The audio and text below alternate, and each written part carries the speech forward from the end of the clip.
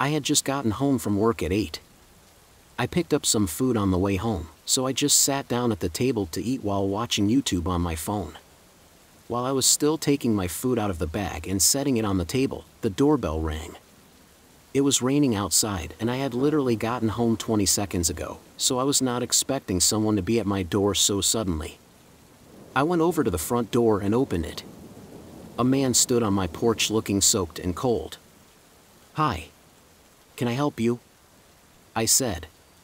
The man asked me if I'd let him take shelter in my house for the night because he didn't have anywhere else to stay.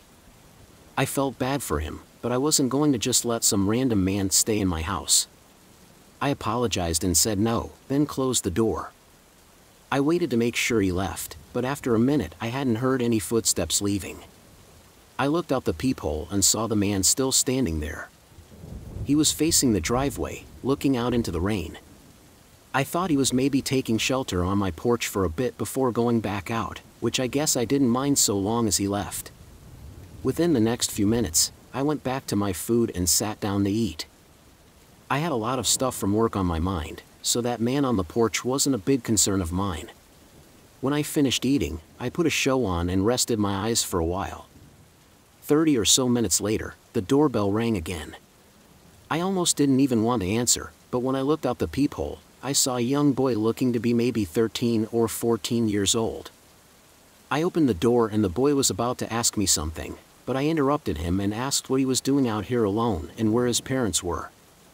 He paused like he was thinking of a response, but then he just ignored my questions and said he was looking for shelter because he didn't have anywhere to stay. There was something wrong, and I knew at the moment those words came out of his mouth. With the boy being so young though, it was a really strange situation. I told him to stay on the porch for just a minute, then I closed the door and ran to get my phone. I had a feeling that if I told the boy I was calling the police, then he'd run away, so I didn't tell him. I called 911 and let them know that a boy was at my house claiming to be homeless. I made the call quick, then ran back to the door. I opened the door quickly, but standing on my porch were 3 grown men, including the one I'd seen earlier that night. I slammed the door shut immediately as one of the men rushed at me and pushed their body against the door. I locked it just before he turned the handle. I was screaming and crying as I backed away from the door. They were pounding on it and trying to force the handle to turn. After 30 seconds, though, it went quiet. I heard footsteps running away, and then it was over.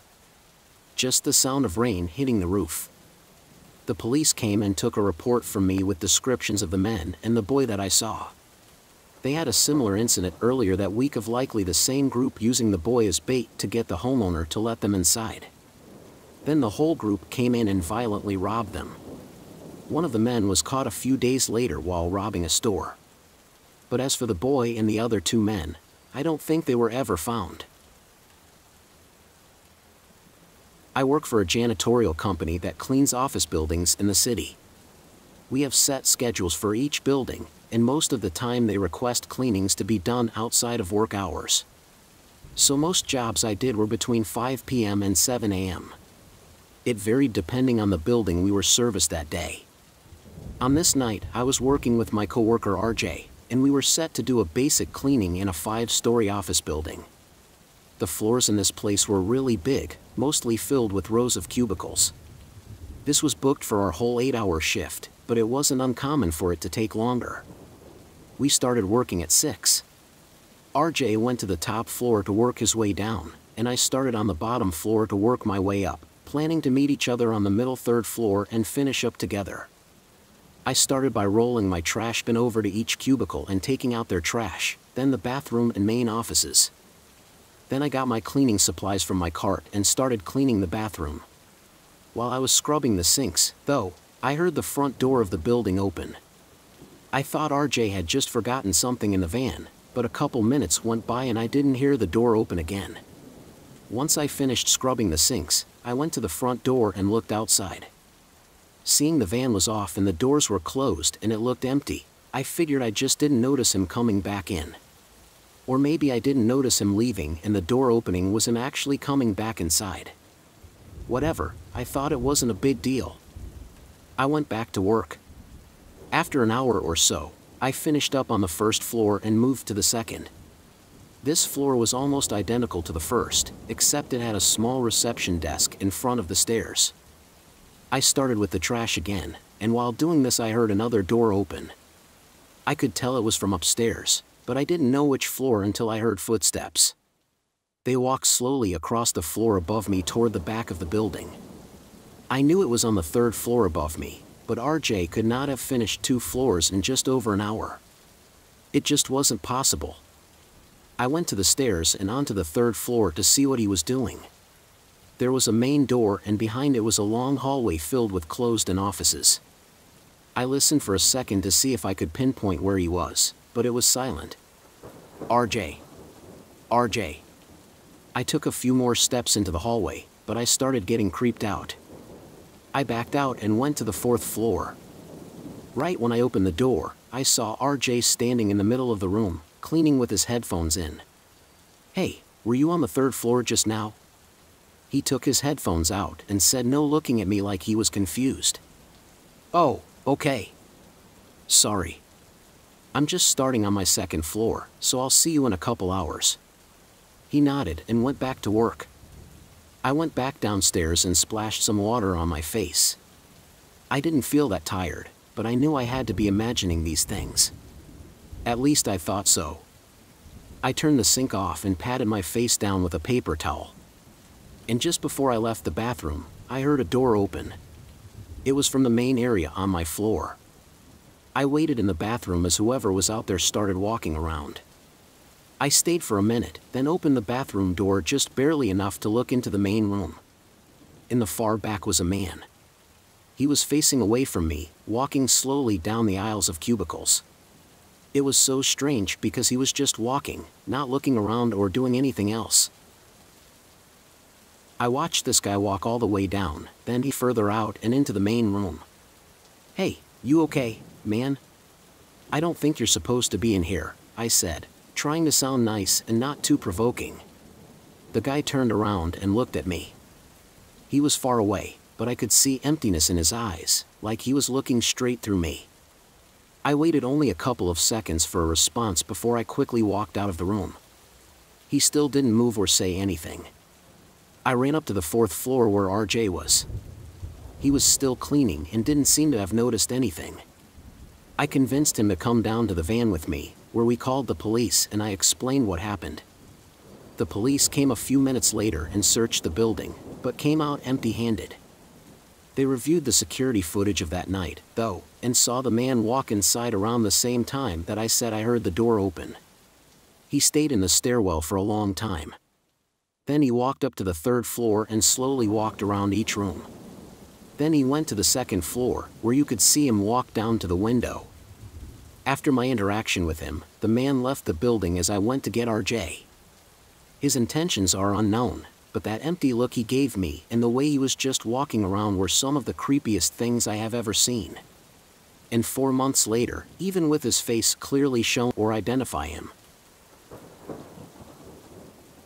There was a period in my life where my parents were going through a rough patch. I lived alone in a small apartment and took my 6-year-old brother in while my parents figured out their situation.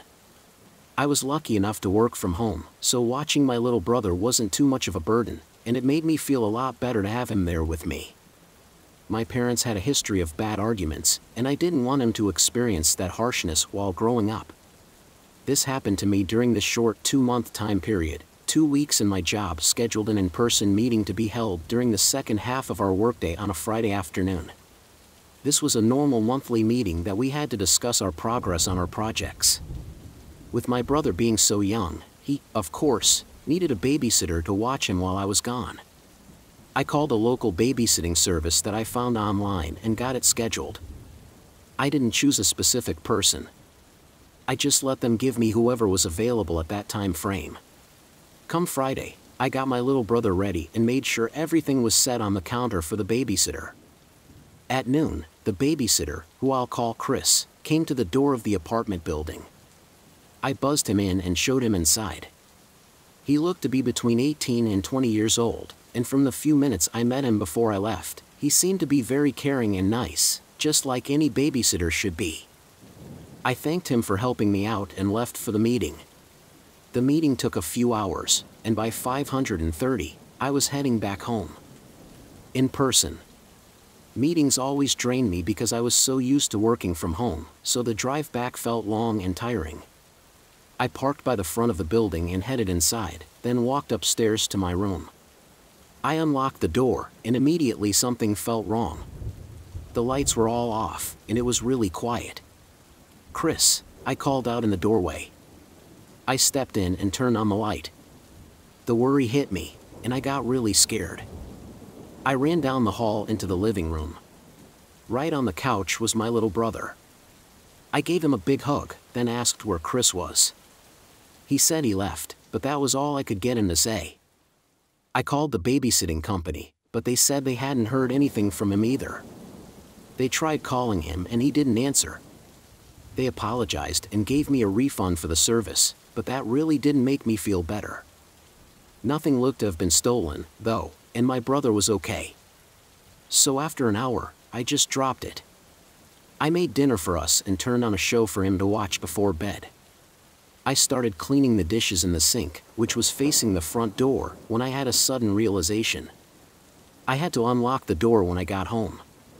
I never gave Chris keys to the house, and the only way to lock the bolt lock on the door was with the key or from inside the house. I dropped what I was doing and grabbed my little brother, then ran out of the apartment. We sat in my car while I called the police. I saw one of the blinds in my bedroom window move while I was on the phone. Then a minute later, Chris ran out of the front of the apartment building and got in his car, driving away. Police came, and later that night, Chris was found in his apartment. He made up a whole story, but it didn't make any sense and didn't fool anyone. It's likely that his plan was to do something to me later that night, then disappear. They found what they described as a travel kit in his car with provisions, survival tools, and blankets. His apartment was also cleaned out, so he'd been planning on doing something like this for a while. This was definitely the most disturbing close call I've ever had. I'm glad it was just that, though a close call, because it could have been so much more disturbing than it already was if I hadn't gotten out in time.